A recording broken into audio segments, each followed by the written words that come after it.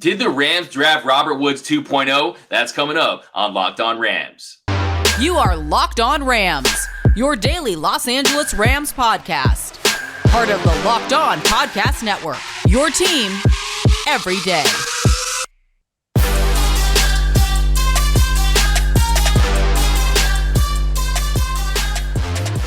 What's going on, Ramily? Thank you for making Locked On Rams your first listen every single day. Free and available wherever you get your podcasts. We're also available on YouTube. If you're new to the channel, be sure to hit that subscribe button, hit that notification bell, smash that like button, and also, most importantly, drop a comment down below. We want all your Rams takes. My name is Doug McCain. You can follow me on Twitter and Instagram at DMac_LA. And of course, that man to my right is Mr. Travis Rogers, the Rams pre-half and post-game show host, entering his 8th season with your Los Angeles Rams. And today's episode is brought to you by BetterHelp. Now, Travis, very excited to talk about the receiver room today because I think they could have made a key addition in the draft, taking Puka Nacua with the 42nd pick in the 5th round, 177 overall. And there's a lot of buzz about this kid that he could be Robert Woods 2.0. Now, if you kind of squint, you see the similarities. It's like the Spider-Man meme where they're pointing at each other. Is he a Wish.com, Robert Woods, something like that? I mean, what do you see when you see this kid? Do you see some Robert Woods 2.0 in him?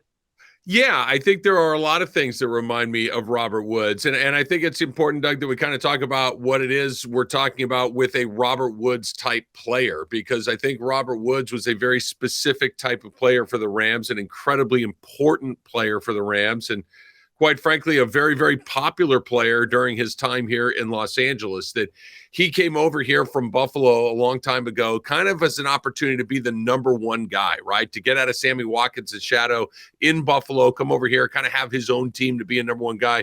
And then Sammy Watkins followed him over shortly thereafter. It never happened. So fast forward a little bit. Here comes Cooper Kupp. Cooper Kupp becomes the number one wide receiver. But that did not mean that Robert Woods didn't have a very specific role on this team. And that was, he did the hard things and did them very, very well. Robert Woods was a tremendous blocker. Robert Woods was an incredibly physical football player. Despite not being the biggest guy in the world, he was absolutely fearless. He would put his face in there over and over and over again.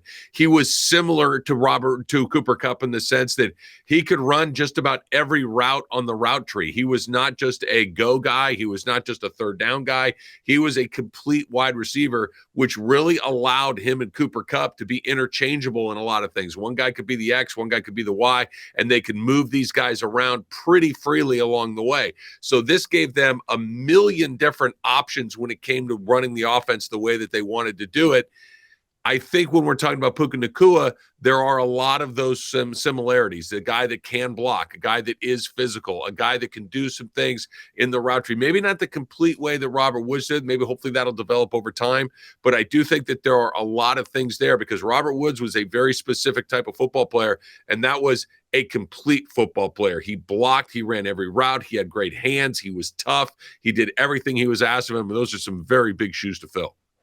Big shoes to fill indeed. And look, Robert Woods, Bobby Trees, as we call him in the streets, this is a guy that did so many things for this Rams offense. And yeah, you can see the similarities. I am convinced that they made this pick with Robert Woods in mind because you can see it right off the bat. You can use him as a blocker on running plays. You can see him using jet sweeps, end around. You can use him as a runner in gadget plays out of the backfield. Also, I love the way he used his body with those combated catches, those combat catches, and he's got strong hands. And look, I don't know if he can match the production of a Robert Woods from 2017 to 2021 because he was such a vital part of this offense, really undervalued, really around the league. But I do think that he's going to have a much bigger role than you might expect heading into this because I think he could flourish in Sean McVay's offense. And look, the similarities are eerie. Like I said, it's the Spider-Man meme all over where they're pointing at each other. If you look at the similarities in their combine, it's eerie. I mean, Robert Woods ran a 4.5 Nacua ran a 4.5 Woods did 15 reps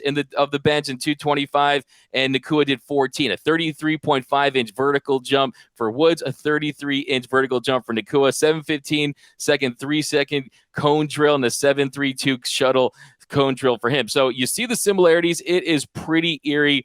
And the next question I have for you, Travis, is how much do you think not having a guy that could play that role in Sean McVay's system impacted this Rams offense last year?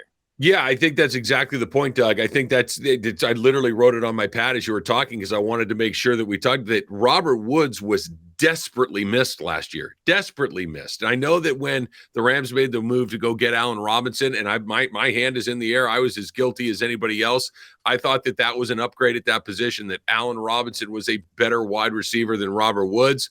Certainly he was not for the Rams. Maybe in a vacuum, one guy has a different skill set than another, but what the Rams wanted to do did not suit Allen Robinson well. It did suit Robert Woods incredibly well. And if Nacua can be that guy to come in there and fill that role, it frees everyone else up. It frees Tyler Higbee up. It obviously frees Cooper Kupp up, whoever the third guy is, whether it's going to be Van Jefferson or whoever might slot into that role. I think it frees them up a great deal. It frees up the running backs a great deal because Robert Woods was somebody you had to account for. He was somebody that when you got out of that cuddle, it was, all right, there's Cooper Kupp and there's Robert Woods, and that's where you would start. Last year, he wasn't there. They missed him a great deal. So whether it's Nacua or somebody else or somebody that they're going to find through the course of the season, an undrafted free agent, whatever it might be, they need somebody that fills that role because he was desperately missed last season with the Rams.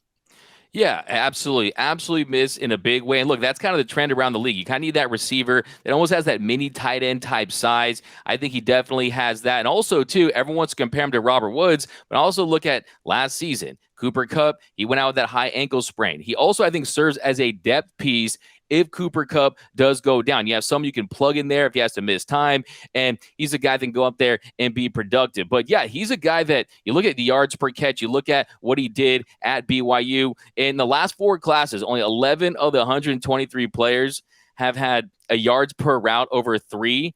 And he had 3.45. That was behind only Jalen Waddle at 3.57. So if you look at those numbers, they need a guy that can move those chains, the guy that could consistently get yardage in the air. And I just also think he feels like a Rams receiver. Very Rams-ish, tough, versatile, dynamic, plays with fire. And he just does a lot of things from the receiver spot that can help this team win games next season. I think he's going to have a pretty significant role in next year's team. And we're going to talk about the receiver room coming up because you look at this wide receiver room, there's some big question marks. We're going to talk about that coming up here on Locked On Rams. And this pod, of course, is sponsored by BetterHelp. Are you giving enough attention to what you do for yourself? It's so easy to get caught up in what everyone else needs from you, and you never take a moment to think about what you need from yourself, right? Working on yourself, figuring out how to get yourself through the day, how to solve some problems along the way. And therapy can give you the tools you need to find more balance in your life so you can keep supporting others without leaving yourself behind. Now, I've seen it firsthand, right? People in my life that have gone through therapy, they come out the other side, they're feeling better, not just about the world at large, but about themselves and how they can navigate some of the problems that we all have to deal with. So if you're thinking about starting therapy, give BetterHelp a try. It's entirely online. It's designed to be convenient, flexible, and suited to your schedule. Just fill out a brief questionnaire to get matched up with a licensed therapist. And if you don't click, you can switch therapists at any time for no additional charge. Find more balance with BetterHelp. Visit BetterHelp.com/lockedon today to get 10% off of your first month. That's BetterHelp, HELP.com/lockedon.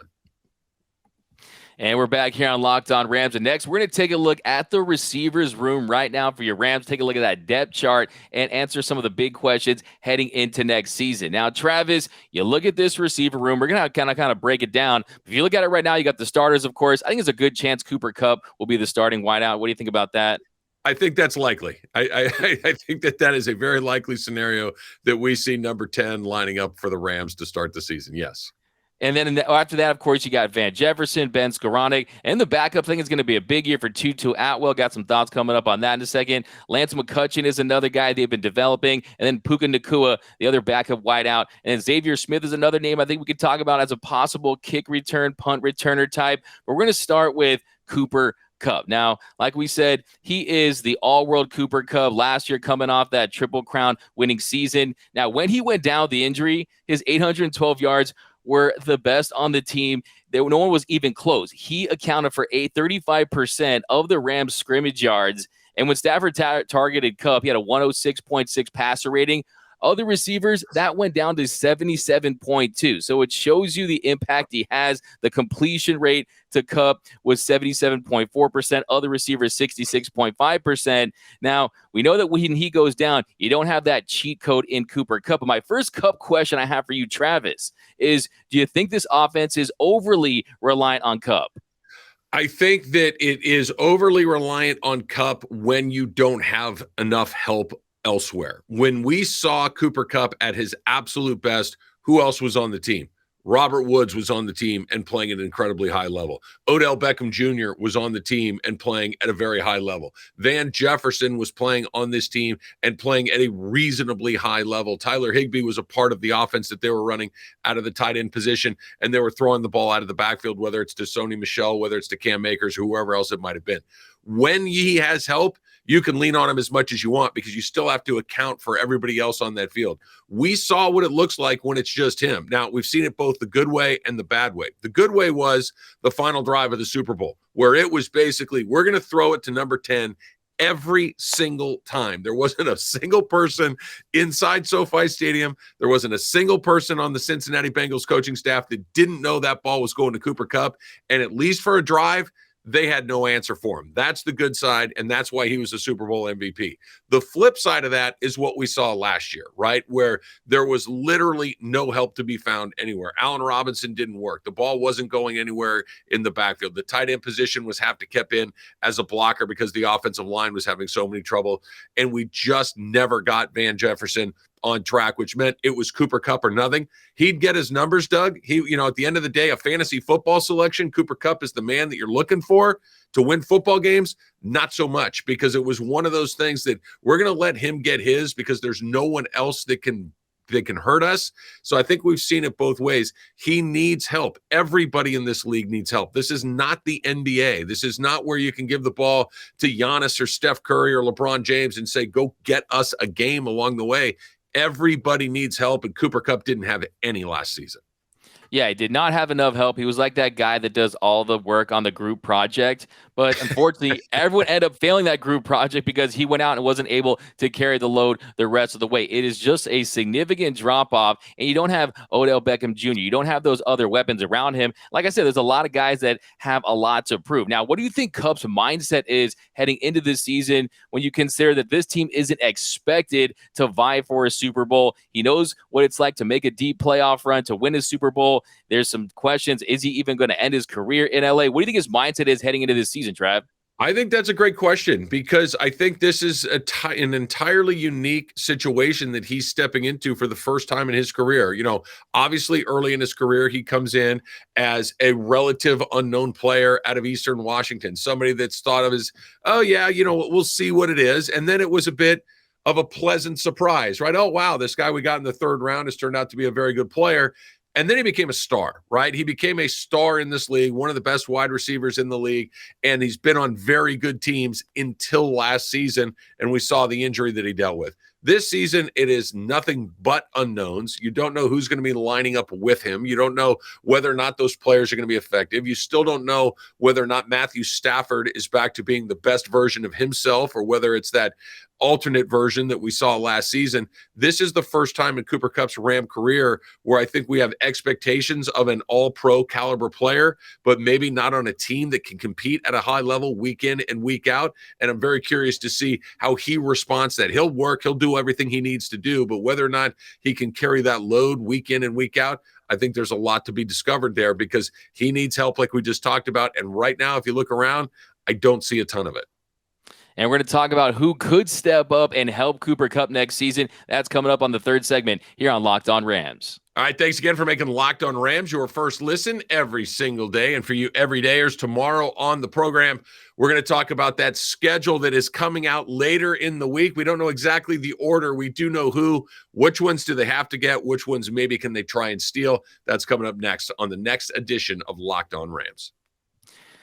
And welcome back to Locked On Rams. Special shout out to our everydayers who rock with us here every single day. And we're going to talk about the help that could be alongside Cooper Kupp next season. That's going to be the biggest key for this passing offense. We're going to start with Van Jefferson. So last year, if you look at Van Jefferson's numbers, wasn't impressive at all. 24 catches, 369 yards, 3 TDs, but he was dealing with injuries all season. I mean, he underwent 2 knee surgeries during the offseason. He had the second one in August. It delayed his season debut until week 8. And after his return, it took him some time to really compete. I mean, he didn't get his first catch until week 11. So it was a rocky year for Van Jefferson. We saw he had a really nice year in 2021. He finished second on the team with 802 receiving yards. That was only behind the all-world Cooper Kupp. Now, heading into this season, I think it's going to be a massive year for Van Jefferson. He's already said he's feeling a lot better. He's worked with Matt Stafford in the offseason. But do you think that he's enough as a WR2, Travis?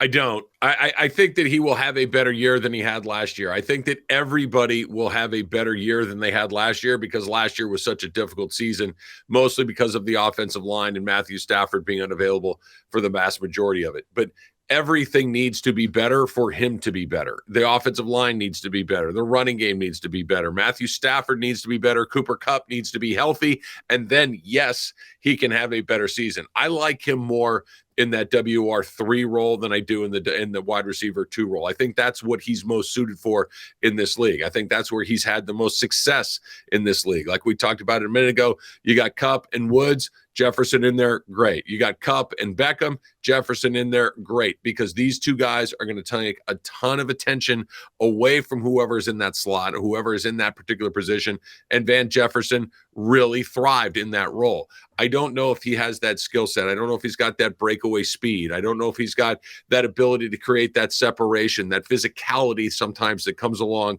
with that number 2 guy that go up and fight and take away footballs on those 50-50 balls. I don't know if that's his strength. I think what we've seen him do really well is get open in space in that Sean McVay offense, catch the ball, run after catch, and do very, very well there. You don't get nearly as much of that as a WR3 or as a WR2 as you do as a WR3. I like him on the team. I think he's an important player, but if he's your second best option at wide receiver, I think that puts even more pressure on Kupp, and we know what happens after that.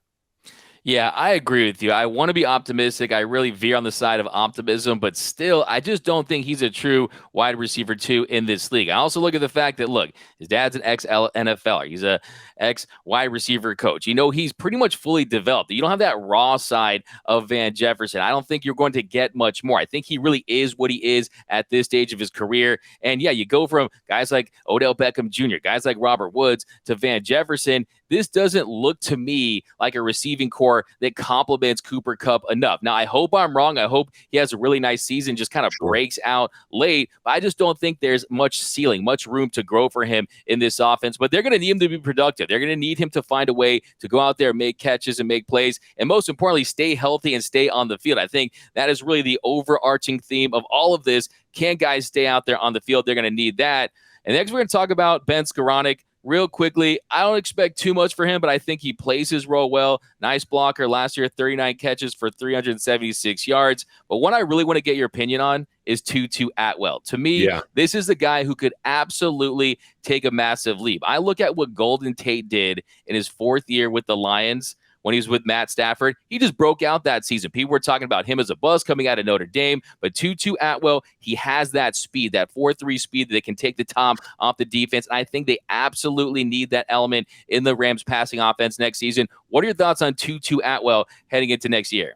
I like the comparison to Tate. I think that's interesting. I think that's the best case scenario for a player like Atwell to kind of develop into a player like that. Look, you mentioned it, Doug. He can go. He can go as much as anybody in this league. The problem, I think, with Atwell is that might be the only thing that he can do. He is incredibly small. And every time you try to get him the ball, whether it's on a little jet sweep, whether it's on a little bubble screen or whatever, every time somebody puts their hands on him, you're holding your breath. You go back to what he was a couple of years ago when they had him on kickoff and punt return, and they had to stop doing it because every time he got hurt, every time he got tackled, it seemed like he would miss a couple of weeks after that. He's an interesting player because of the speed that he brings. We saw Matthew Stafford hit him with a couple of big ones. We saw Baker Mayfield catch him with a long one later on in the season. He can get behind a defense, but maybe he's one of those guys too that pulls a safety or two with him and kind of opens up that middle of the field, guys for Kupp, guys for Jefferson or whoever it may be. I don't know if he's going to be anything other than a gimmick guy. Now, you can have a guy or two like that on your team, but when you're talking about a wide receiver group that is thin, it goes from Kupp, which is about as good as it gets, to Jefferson, which is okay, and then after that to Skoranek and Atwell and Lance McCutcheon and all these other guys who may or may not be on the team moving forward. It gets very, very thin very, very quickly. And to have one of the guys that's holding on to a roster spot be kind of a one-play sort of guy, I don't know how much value he brings unless you can hit that play a lot more frequently than they have in his first few years in the league. Yeah, no, I think what he's shown so far is he isn't as dynamic as you hoped he would be, but I also think he hasn't been utilized correctly. I think I want to see him out of the backfield in some jet sweeps. I want to see him trying to get big gainers that way, not just say, oh, he's our vertical threat and that's all he's going to be. I think you have to try to find a way to utilize him in some other areas, and I think you are going to see him on more screen passes next season. And also, too, I want to see some more play action next year, and a lot of that has to do with a much better offensive line. But if you have that dynamic of him going vertical, I think it could be two-time. I think he could be a weapon. And also, you mentioned Allen Robinson, who he was a bust with a capital B. That trade, it absolutely opened the door for Tutu Atwell to get opportunities this season. But yeah, if you look at this wide receivers group as a whole, you got Cooper Kupp. And yeah, it's like that meme where you see the Bugatti in the shack type thing. I mean, that's just kind of how it feels right now in that wide receivers room with Cooper Kupp surrounded by these guys. And I absolutely agree with you. Van Jefferson just doesn't feel like a number two. But yeah, the next question I have, and we'll kind of wrap things up right here, is they could add a receiver heading into this year. I think they kind of need to add one more piece if they want to have a respectable record, if they want to shoot for 500 and above. Would you agree? I do. I think that they're short in a couple of different areas, and I think this may be at the top of the list. Like we've gone through these guys, Doug, and there is not a lot of high-level NFL talent there. There's Cooper Kupp, and then it drops off fairly quickly after that. I think we're going to have an answer to some of the questions that we've been talking about. The everydayers know this, that I'm very curious to see what type of team they put out on the field in week one. I'm very curious to see how they develop their roster through training camp, whether or not they're active with other teams' cuts, bringing guys in. That's something that they've been reasonably good at. I'm not 100% sure that this is the goal of the team for 2023. I think that the goal of the team for 2023 might be, depending on how it gets going, and we'll see what the schedule looks like. We'll talk about that coming up on a future episode of Locked On Rams. Let's see what happens next. I don't like the word tank. I don't like the word late, and because I think it's more of a strategic long-term plan as opposed to we're not going to try to win. It may be we're not going to win very many anyway, so let's be very careful about how we allocate these resources in the short term, because in the long term, we could maybe start to run back another 4, 5, 6 year window where you've got an incredibly dynamic team. Yeah, I think that's so important to constantly remind ourselves that, yes, you want to win. Yes, this is Los Angeles. But the dirty little secret is that in the long term, it might be the best to take a step back this year. And yes, everyone wants Caleb Williams, right? But how about Marvin Harrison Jr., who could be available as well as a potential top 5 pick? So, hey, we'll see. Maybe they go after receiver next season. But yeah, it's all predicated on the success of that offensive line. I think we'll talk about what this offense can do specifically to open up the passing game in a later episode. But yeah, we're going to talk about that schedule coming up in tomorrow's episode. But that's going to do it for this episode of Locked On Rams. Be sure to subscribe, hit that notification bell, and drop your comments down below. How do you feel about this Rams receiver room? How do you feel about Puka Nacua? I'm absolutely bullish on him. I think he has the potential to have a big role on this team next season. So let us know down below. My name is Doug McCain. You can follow me on Twitter and Instagram at DMac_LA. And of course, that is the legend, Mr. Travis Rogers, the host of the Rams pre-post and halftime, pre-half and post-game show. All three, Doug. Let me get it right over on ESPN 710. But we'll talk to you guys soon. And remember, whose house? It's Locked On Rams house.